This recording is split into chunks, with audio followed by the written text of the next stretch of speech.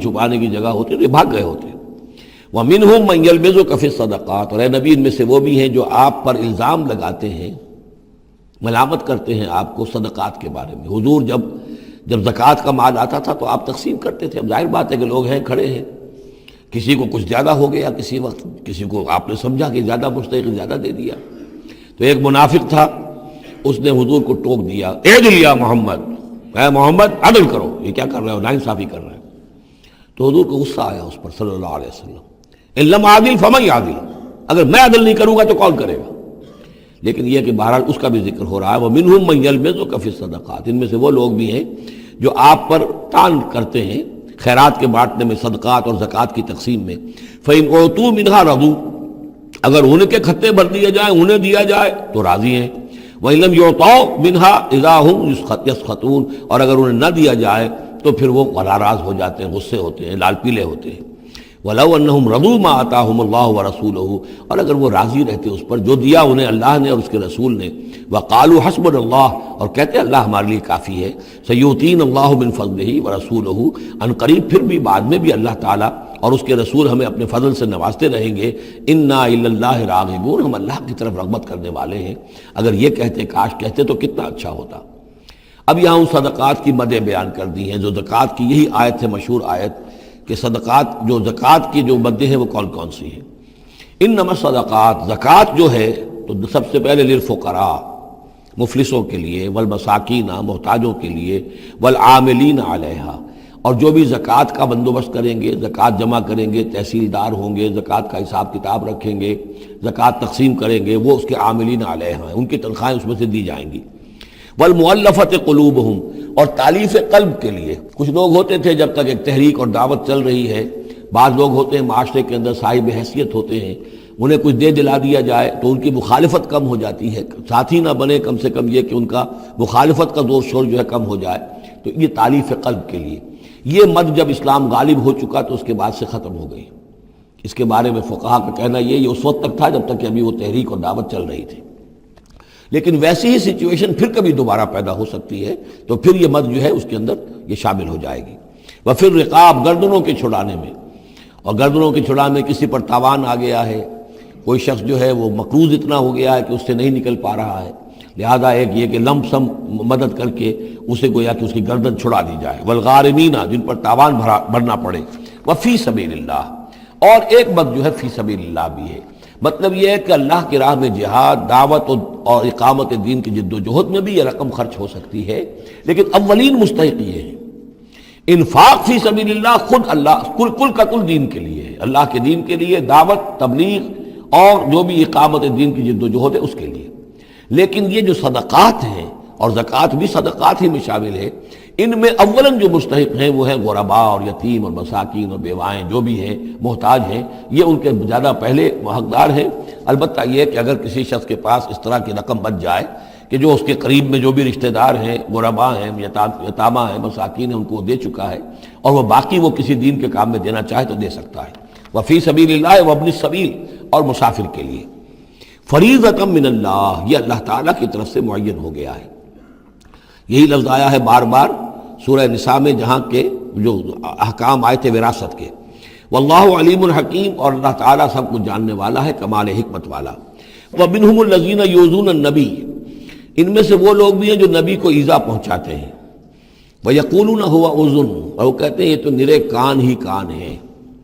ایک تو محاورہ ہمارے یہاں کان کا کچا ہونا وہ اور معنی میں ہے، لیکن یہ کہتے تھے کہ ہم نے جا کر جھوٹ بولا، حضور میری بیوی بیمار ہے، اور انہوں نے مان لیا کہ یہ کان ہی کان ہے، یہ صرف جو کچھ کہہ دیتے ہیں مان لیتے ہیں، سن لیتے ہیں، ہوا اذن، یہ تو نرے کان ہے بس۔ یہ بھی حضور کی توہین۔ ومنہم الذین یؤذون النبی ویقولون هو اذن قل اذن خیر لکم، کہہ دیجئے یہ کان تمہارے لیے بہتر ہیں، بہتری کے لیے ہیں، تمہاری خیریت اسی میں ہے۔ یؤمن باللہ و یؤمن للمؤمنین، یہاں پہ یہ ایمان کے ساتھ بے اور لام کا فرق واضح ہو جائے گا۔ وہ یقین رکھتے ہیں اللہ پر اور بات مان لیتے ہیں مومنوں کی، یہ ان کی شرافت ہے، یہ ان کی نجابت ہے، یہ ان کی مروت ہے۔ وہ جانتے ہیں تم جھوٹ بول رہے ہو لیکن نہیں کہتے کہ تم جھوٹ بول رہے ہو، یہ شرافت اور مروت کا معاملہ ہے، یہ نہیں ہے کہ انہیں معلوم نہیں ہے۔ بندہ مومن جو ہے وہ تو یہ ہے کہ اتقوا فراست المومن، مومن کی فراست سے ڈرو، فإنہ ینظر بنور اللہ، وہ اللہ کے نور سے دیکھتا ہے۔ تو جو عام مومن کا معاملہ یہ ہو تو رسول کا معاملہ کیا ہوگا؟ کیا انہیں پتہ نہیں چلتا تھا کہ جھوٹ بول رہے ہیں؟ لیکن آپ کی مروت اور شرافت۔ قل اذن خیر لکم یؤمن باللہ ویؤمن للمؤمنین ورحمۃ للذین آمنوا منکم، اور جو تم میں سے واقعی مومن ہیں ان کے حق میں رحمت ہے۔ والذین یؤذون رسول اللہ لہم عذاب علیم، اور جو ایذا پہنچاتے ہیں اللہ کے رسول کو ان کے لیے بڑا دردناک عذاب ہے۔ یحلفون باللہ لکم لیرضوکم، اے مسلمانوں یہ تمہارے سامنے قسمیں کھاتے ہیں اللہ کی تاکہ تمہیں راضی کریں۔ اب ظاہر بات ہے کہ حضور کا تو جا کر بہانہ جو کیا اور لے کر آ گئے، اب مسلمانوں سے بھی کہہ رہے ہیں، قسمیں کھا کھا کر اپنے یقین دلا رہے ہیں کہ ہم مخلص ہیں، آپ ہمارے شک نہ کریں۔ یحلفون باللہ لکم لیرضوکم، تاکہ تمہیں راضی کر لیں۔ واللہ ورسولہ احق ان یرضوہ، اللہ اور اس کا رسول زیادہ حقدار ہیں کہ وہ انہیں راضی کریں، ان کانوا مومنین، اگر وہ واقعتاً مومن ہیں۔ الم یعلموا انہ من یحادد اللہ ورسولہ، کیا وہ جانتے نہیں ہیں کہ جو کوئی بھی مقابلہ کرے گا اور سرکشی کرے گا اللہ اور اس کے رسول کے مقابلے میں آ جائے گا، فان لہ نار جہنم خالدا فیہا، تو اس کے لیے تو جہنم کی آگ ہے جس میں وہ ہمیشہ ہمیش رہے گا۔ ذالک الخزي العظیم، اور یہ بہت بڑی رسوائی ہے۔ یحذر المنافقون ان تنزل علیہم سورۃ تنبئہم بما فی قلوبہم، اے مسلمانوں یہ منافق ڈرتے رہتے ہیں کہ کہیں ایسا نہ ہو کہ مسلمانوں پر کوئی ایسی صورت نازل ہو جائے کہ جو ان کو ہمارے دلوں کی حالت بتا دے۔ اللہ کی طرف سے وحی آ سکتی ہے، ہم جو کہ جھوٹ بول رہے ہیں ہمارا پردہ چاک کر دیا جائے اور ہمارا جو ہے وہ پوری لیے ہمارے لیے شامت آ جائے۔ قل استہزئوا، کہیے کہ نہیں ڈرتے، ابھی تم استہزاء کرتے رہو، ان اللہ مخرج ما تحذرون، لیکن بہرحال ایک وقت آئے گا جس چیز سے تم ڈر رہے ہو اللہ اسے ظاہر کر دے گا، عیاں کر دے گا۔ وَلَئِن سَأَلْتَهُمْ لَيَقُولُنَّ، اور اگر آپ ان سے پوچھیں گے تو کہیں گے اِنَّا كُنَّا نَخُوضُ وَنَلْعَبُ، وہ جب بکواس کرتے تھے آپس میں، حضور کے خلاف بات کر رہے ہیں، کسی مومن صادق کے اوپر کوئی تہمت لگا رہے ہیں۔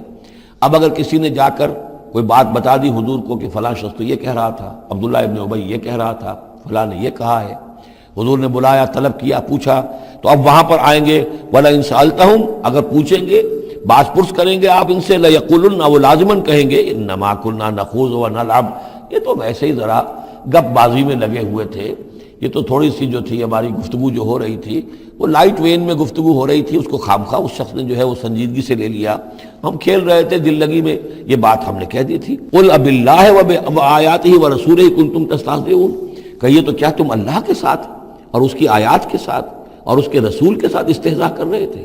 تمسخر، یہ دل لگی تمہاری، بازی بازی بارش بابا ہم بازی، اب اللہ اور رسول جو ہیں اور اس کی آیات جو ہیں وہ بھی تمہارے لیے تختہ برس بن گئی ہیں استہزاء اور تمسخر کا۔ لا تعتذروا، اب بہانے مت بناؤ، قد کفرتم بعد ایمانکم، تم کفر کر چکے ہو اپنے ایمان کے بعد۔ ان نعفو عن طائفۃ منکم، اگر ہم تمہاری ایک جماعت کی طرف سے درگزر کریں گے، نعذب طائفۃ، تو کسی دوسری جماعت کو ہم عذاب بھی اب دیں گے، اب وہ وقت آ رہا ہے کہ تمہیں سزائیں بھی ملیں گی، بأنہم کانوا مجرمین، اس لیے کہ وہ مجرم تھے۔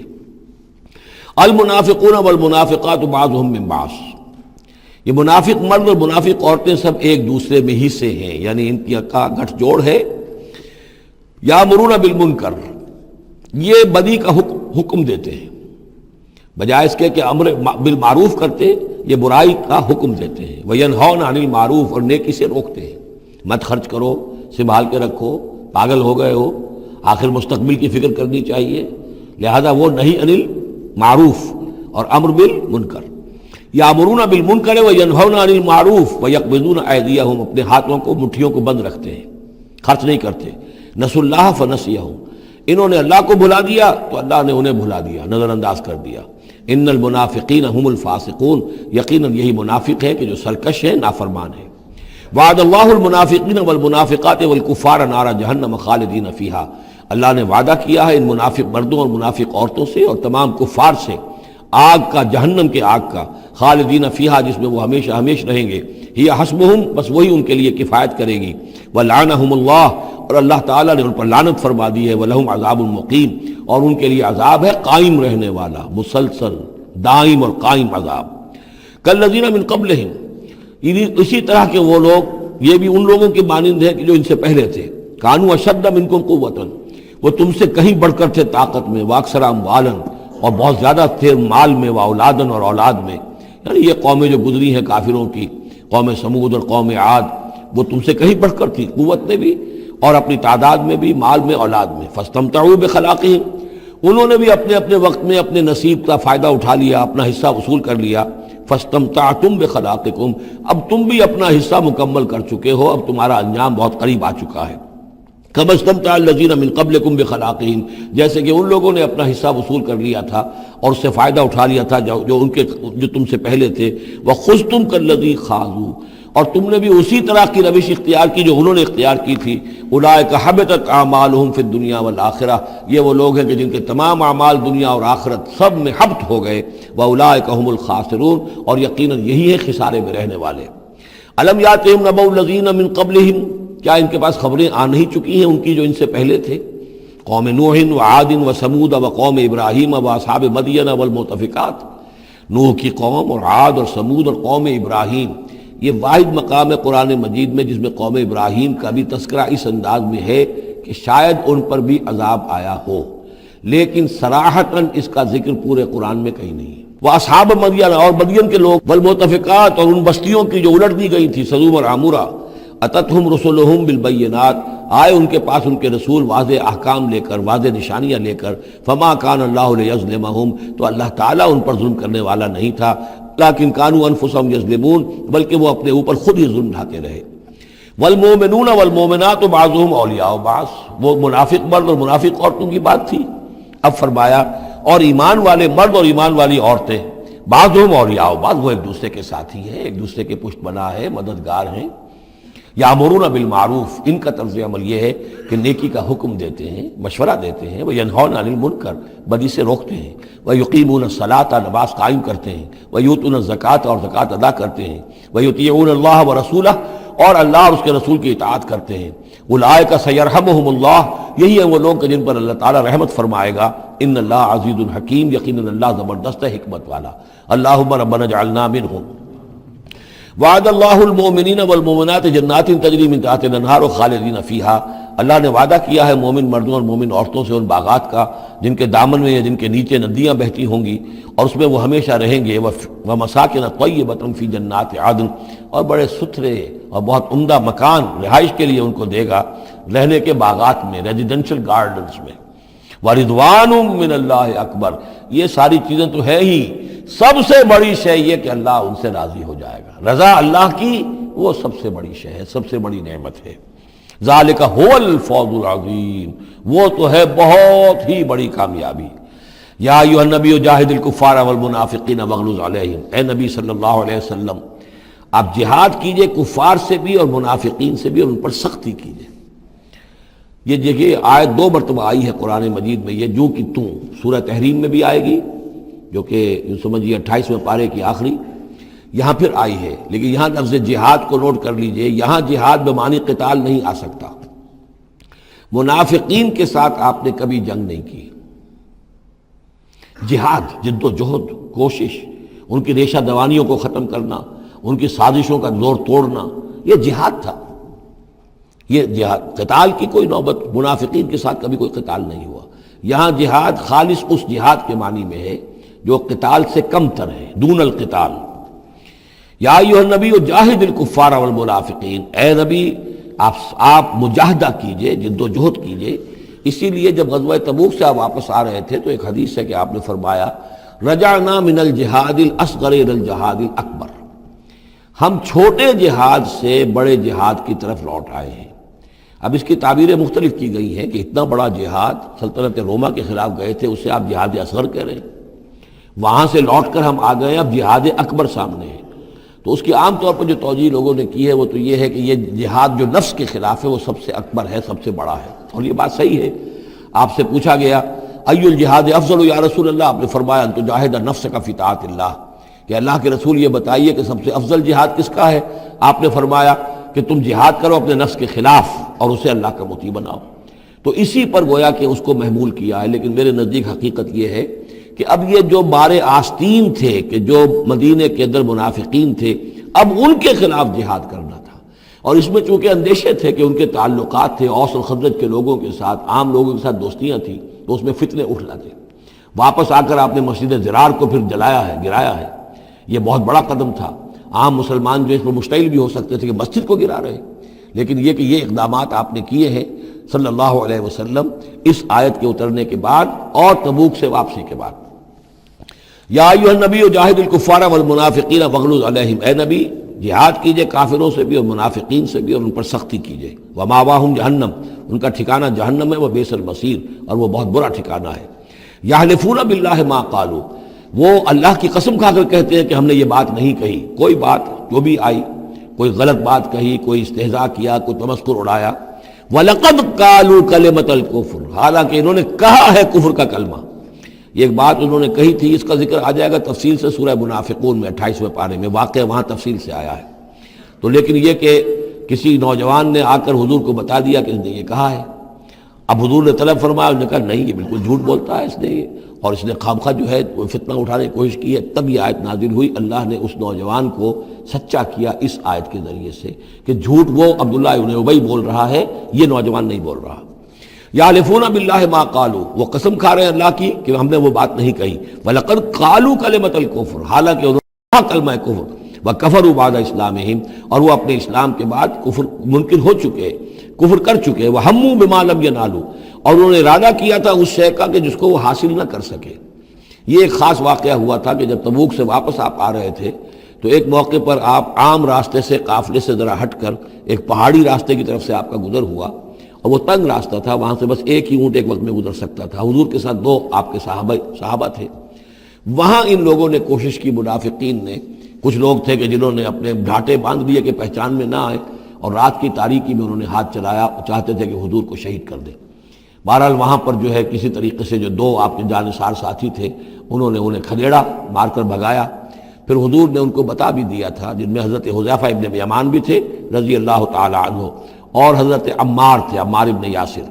ان دونوں کو بتا دیا تھا کہ فلاں فلاں نام ہے، یہ فلاں فلاں منافق ہے، لیکن یہ میرا راز رہے گا تمہارے پاس، تم نے یہ نام کسی کو بتانے نہیں ہے۔ یہ اسی لیے حضرت حذیفہ کا نام پڑ گیا تھا صاحب سر النبی، نبی کا ایک راز ہے ان کے پاس، نبی کے ایک رازدان، وہ حضرت حذیفہ ابن یمان۔ وَهَمُّوا بِمَا لَمْ يَنَالُوا، انہوں نے تو ارادہ کیا تھا وہ چیز جو وہ حاصل نہ کر سکے۔ وَمَا نَقَمُوا إِلَّا أَنْ أَغْنَاهُمُ اللَّهُ وَرَسُولُهُ، اور یہ نہیں انتقام لے رہے مگر اس شے کا کہ اللہ نے اور اس کے رسول نے انہیں غنی کر دیا ہے۔ اللہ اور ان کا رسول ان کی طلب مال کو دیکھ کر انہیں صدقات میں سے، مال غنیمت میں سے بفراغت دیتا رہا، من فضلہ ہی، اپنے فضل سے۔ وَإِن يَتُوبُوا يَكُ خَيْرًا لَّهُمْ، اب بھی اگر توبہ کر لیں تو یہ ان کے لیے بہتر ہوگا۔ وَإِن يَتَوَلَّوْا، اور اگر وہ پیٹھ موڑیں گے، يُعَذِّبُهُمُ اللَّهُ عَذَابًا أَلِيمًا، اللہ انہیں عذاب دے گا، بہت دردناک عذاب، فی الدنیا والآخرہ، دنیا میں بھی اور آخرت میں بھی۔ وَمَا لَهُمْ فِي الْأَرْضِ مِنْ وَلِيٍّ وَلَا نَصِيرٍ، اور پوری زمین میں ان کے لیے نہ کوئی ولی ہوگا، پشت پناہ ہوگا، مددگار ہوگا، اور نہ ہی کوئی حامی ہوگا۔ وَمِنْهُمْ مَنْ عَاهَدَ اللَّهُ، اب یہ وہ 3 آیتیں آ گئی ہیں جو میری تقریروں میں بہت مرتبہ آئی ہیں، ہم مسلمانان پاکستان کے لیے خاص لمحہ فکریہ ہیں۔ مدینہ کے منافقین کی ایک خاص قسم کا تذکرہ ہو رہا ہے۔ وَمِنْهُمْ مَنْ عَاهَدَ اللَّهُ، ان میں سے وہ لوگ بھی ہیں جنہوں نے اللہ سے عہد کیا تھا، لَئِنْ آتَانَا مِنْ فَضْلِهِ، اگر اللہ ہمیں اپنے فضل سے نواز دے گا، غنی کر دے گا، دولت دے دے گا، دولت مند کر دے گا، لَنَصَّدَّقَنَّ وَلَنَكُونَنَّ مِنَ الصَّالِحِينَ، ہم خوب صدقہ خیرات کریں گے اور نیک بن جائیں گے۔ فَلَمَّا آتَاهُم مِّن فَضْلِهِ، جب اللہ نے انہیں نواز دیا اپنے فضل سے، غنی کر دیا، بَخِلُوا بِهِ، اب اس دولت کے ساتھ بخل کیا، وَتَوَلَّوْا وَهُمْ مُعْرِضُونَ، اور پیٹھ موڑ لی اور اعراض کیا۔ فَعَاقَبَهُمْ نِفَاقًا فِي قُلُوبِهِمْ، تو اللہ نے سزا کے طور پر ڈال دیا ان کے دلوں میں نفاق۔ عاقبہم، عقوبت، سزا۔ دنیا میں نقد سزا یہ ملتی ہے اللہ سے کوئی وعدہ کر کے پھر جانے کی کہ نفاق جو ہے وہ دل میں پیدا ہو جاتا ہے۔ یہ نفاق ہے پاکستان کے مسلمانوں کا روگ۔ پاکستان بنایا تھا، پاکستان کا مطلب کیا؟ لا الہ الا اللہ۔ ہندوستان کے مسلمان نے ووٹ دے کر اپنا فرض کفایہ ادا کر دیا کہ جاؤ بھائی، تم جو ہم پہ گزرے گی سو گزرے گی، تم جاؤ اور اسلام قائم کرو۔ ہم نے کیا کیا ہے؟ 50 برس سے زائد ہو گئے، کیا کیا ہے؟ اسلام کہاں ہے؟ یہ بے وفائی، یہ بد عہدی، اس کا نتیجہ کیا ہے؟ 3 نفاق ہیں جو اس قوم کے اوپر مسلط ہو گئے۔ نفاق باہمی، اب وہ قوم نہیں رہی، قومیتوں میں تحلیل ہو چکی ہے، اب عصبیتیں ہیں، صوبائیت ہے، لسانیت ہے، اور نہ معلوم کیا کچھ ہے، فرقہ واریت ہے۔ دوسرے، کردار کا بیڑا غرق ہو گیا۔ آیت المنافق ثلاثن، حضور نے فرمایا منافق کی 3 نشانیاں ہیں، جس میں یہ تینوں چیزیں ہیں، خواہ وہ انسامہ وصلہ، چاہے روزہ رکھتا ہو، نماز پڑھتا ہو، اپنے آپ کو مسلمان سمجھتا ہو، وہ منافق ہے۔ جب بولے جھوٹ بولے، جب وعدہ کرے خلاف ورزی کرے، اور جب کہیں امین بنا دیا جائے خیانت کرے۔ وہ دیکھ لیجئے اپنی قوم کو، جو جتنا بڑا ہے الا ماشاء اللہ، ایکسیپشنز پروو دی رول، قانون یہی ہے، جو جتنا بڑا اتنا ہی جھوٹا، اتنا ہی خائن، اور اتنا ہی وعدہ خلاف۔ اور تیسرا، اور میرے نزدیک سب سے بڑا نفاق جو ہے وہ ہمارے دستور میں ہے۔ The most sacred document of a state is the constitution۔ اور منافقت کا پلندہ ہے کہ ایک ہاتھ سے اسلام داخل کرتے ہیں، دوسرے سے نکال دیتے ہیں۔ ایک دفعہ دیکھیں تو اسلام ہی اسلام، کیا اللہ، اتنی بڑی بات، no legislation can be done repugnant to the Quran and the Sunnah۔ ہو اتنی بڑی بات، یہ تو معلوم ہوتا ہے کہ سورہ الحجرات کی پہلی آیت کا ترجمہ کر کے دستور میں لکھ دیا، لیکن اس کے ساتھ ہی اس کے اوپر کوئی اس پہ عمل کرنا ضروری نہیں ہے، وہ لکھی رہے گی بس۔ اور ہم نے ایک آئیڈیالوجی کونسل بنا دی ہے، وہ اس کے مطابق سفارشات پیش کرتی رہے گی، اور ہر سال اس کی رپورٹ پیش ہو جایا کرے گی، خلاص۔ کوئی اس میں سینکشن نہیں، کوئی اس کے نافذ کرنے کی کوئی ذمہ داری نہیں، کوئی پابندی نہیں۔ فیڈرل شریعت کورٹ، کیا کہنے ہیں فیڈرل شریعت کو، بڑے بڑے چوٹی کے علماء، اور کیا کیا تنخواہیں ان کو ملی ہیں، اور کیا کیا مراعات ملی ہیں، وہ سب کچھ ہے، لیکن صورت کیا ہے؟ دستور پاکستان بھی تمہارے دائرے سے خارج، عدالتی قوانین بھی تمہارے دائرے سے خارج، یہاں تک کہ آئلی قوانین بھی تمہارے دائرے سے خارج، مالی قوانین بھی 10 سال کے لیے خارج۔ تو کیا کرو گے بیٹھ کے؟ تنخواہیں لو اور ایکسرسائز ان فیوٹیلیٹی، وقت گزارو، اللہ اللہ خیر صلی اللہ۔ منافقت میرے نزدیک اس پوری دنیا کے اندر شاید دستور کی سطح پر ایسی منافقت کہیں اور موجود نہ ہو۔ یہ ہے ہمارا روگ اصل۔ فَعَاقَبَهُمْ نِفَاقًا فِي قُلُوبِهِمْ، تو اللہ نے عقوبت کے طور پر، سزا کے طور پر ان کے دلوں میں نفاق پیدا کر دیا، إِلَىٰ يَوْمِ يَلْقَوْنَهُ، اور یہ نفاق اب رہے گا اس دن تک جس دن کے یہ ملاقات کریں گے اللہ سے۔ یہ کانٹا ان کے دلوں سے نکلے گا نہیں۔ بِمَا أَخْلَفُوا اللَّهَ مَا وَعَدُوهُ، بسبب اس وعدہ خلافی کے جو انہوں نے اللہ سے کیا، وَبِمَا كَانُوا يَكْذِبُونَ، اور بسبب اس جھوٹ کے جو انہوں نے بولا۔ أَلَمْ يَعْلَمُوا أَنَّ اللَّهَ يَعْلَمُ سِرَّهُمْ وَنَجْوَاهُمْ، کیا انہیں یہ معلوم نہیں ہے کہ اللہ تعالیٰ ان کی چھپی اور کھلی چیزوں کو، چھپی چیزیں اور جو نجوا کرتے ہیں، یہ لوگ بیٹھ کر آپس میں سازشیں کرتے ہیں، اللہ ان سے واقف ہے۔ وَأَنَّ اللَّهَ عَلَّامُ الْغُيُوبِ، اللہ تعالیٰ تو تمام غیب کا جاننے والا ہے۔ الَّذِينَ يَلْمِزُونَ الْمُطَوِّعِينَ مِنَ الْمُؤْمِنِينَ، یہ لوگ کہ جو اہل ایمان میں سے جو بھی نیکی کی کوشش کرتے ہیں اپنی طرح دل سے، اپنی امکانی حد تک ان کے اوپر طعن کرتے ہیں، استہزاء کرتے ہیں۔ جب حضور نے فرمایا تھا کہ اب یہ بڑی مہم ہے، اب جو بھی کچھ لا سکتے ہو پیش کرو، گویا کہ جدید اسلام میں ہم کہیں گے چندے کی اپیل کی، ڈونیشنز چاہیے، تو ایک ابو عقیل انصاری تھے، انہوں نے یہ کیا کہ کچھ نہیں تھا ان کے پاس، ساری رات مزدوری کی ایک باغ میں جا کر، اور وہ کھینچ کر کنویں سے پانی باغ کو سیراب کیا۔